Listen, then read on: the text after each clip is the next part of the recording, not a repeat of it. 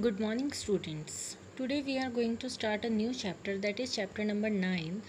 I am jumping from chapter number 1 to chapter number 9 because chapter number 1 was from your geography section and chapter number 9 is the first chapter of your history section. So we will take up this chapter. The name of the chapter is medieval period. So what is the meaning of medieval? Middle period. We will see here. History is generally divided into three periods: the ancient, the medieval, and the modern. So, the history we study nowadays, we have divided this history into two parts: the ancient, the medieval, and the modern. You can learn them like this only. In class 6th, we have studied about the ancient history. If you remember your chapters that were ancient history, the period from prehistoric times to 7th century CE. CE is Common Era. In class 7th, we are going to study about the history and civilization of medieval period in India and the world. So, in class 6 we have studied about the ancient history. Now we will take up the medieval, and maybe in the next class you are going to take up the modern history. So let's begin.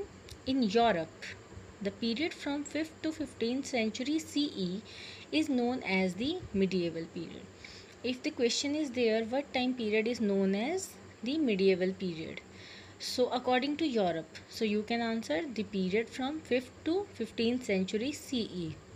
Then if they will ask about India, so the answer will be in India, the period from 8th to 18th century CE marks the beginning and the end of the medieval period. So 8th century beginning and 18th century, that will be the ending of medieval period. So according to Europe and according to India, we have different answers.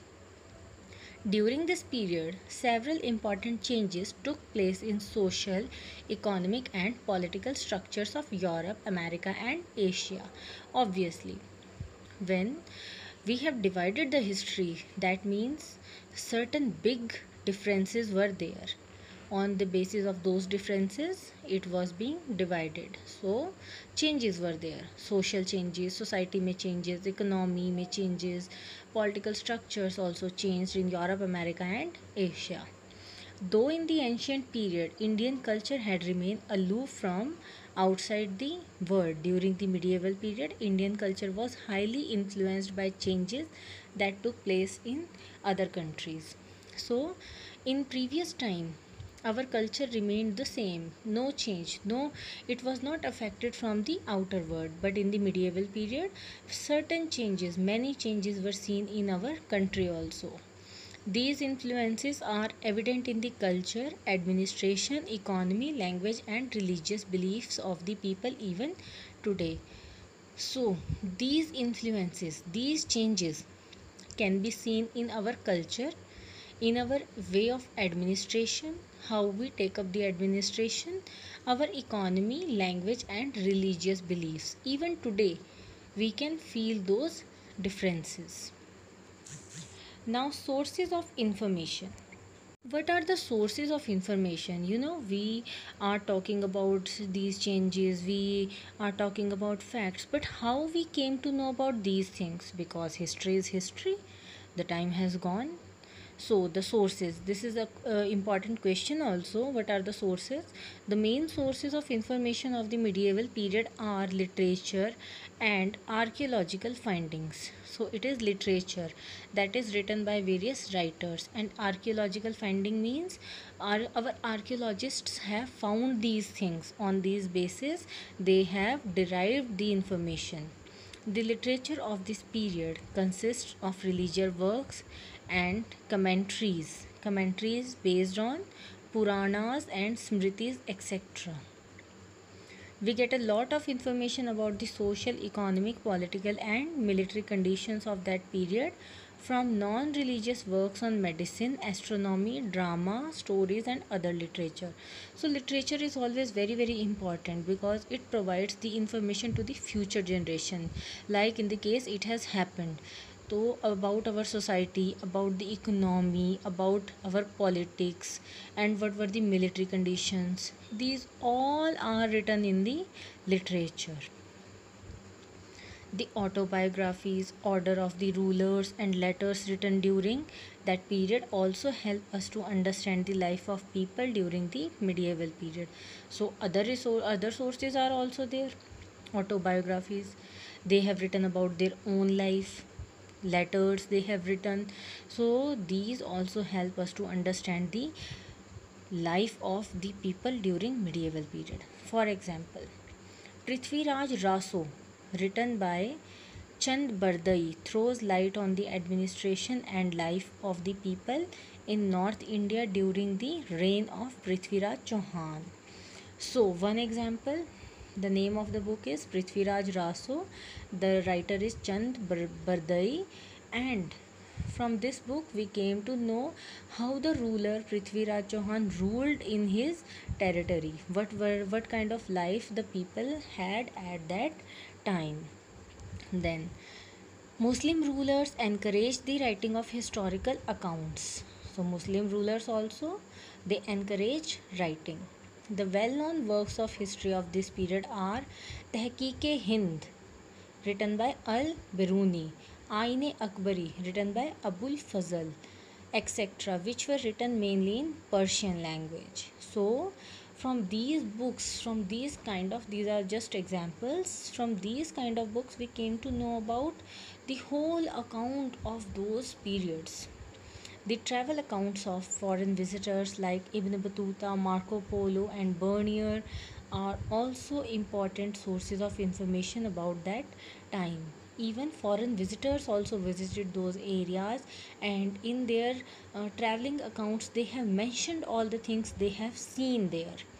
The significant achievement of this period was the popularity and availability of paper. So, the main achievement that paper was available, which encouraged the writing of records. So, with the help of paper, on paper only, it was being encouraged by the rulers to keep writing, to keep written records. Rulers, temples, and monasteries collected these manuscripts, which are major sources of information about this period. So you can see in the picture also a Mughal Kitab Khana, you can say library. Historical records of that period exist in variety of languages. It's not like they are in Hindi, they are in variety of languages. Over a period of time, they have undergoes various changes in grammar, vocabulary and meaning or interpretation of different words. You know, the thing is that it's not like कि one word has one meaning. Now also you can see in English one word has different meanings. Here also is the same. For example, the word Hindustan is referred by some people as a place where Hindus live.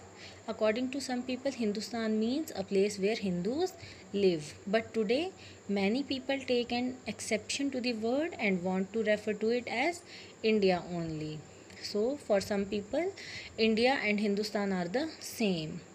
According to our constitution, the name of our country is India, Bharat. Hence, terms that are used in different contexts at different times take into account the cultural, social, and political condition. So, the words become different. The words has different meanings. They are interpreted differently, and they are being affected by time also. In different times, words can have different meanings. Though manuscripts provide a lot of useful information to historians, yet the fast pace of development during this period makes their job quite tough. So, the thing was that historians with the help of manuscript means the scripts, the writings of people written by them only. So they provide a lot of information, but to learn them, the change, it was quite tough for them. The movement of people in search of opportunities resulted in exchange of ideas regarding agriculture, weaving, food, etc. So you all know that when you go to some different place, you learn many things from that place, and even you want to apply them in your own area also. Likewise, these changes took place. Then many ranks and differentiations emerged in the society. So the society was divided into various ranks. So from here we will start from the next video.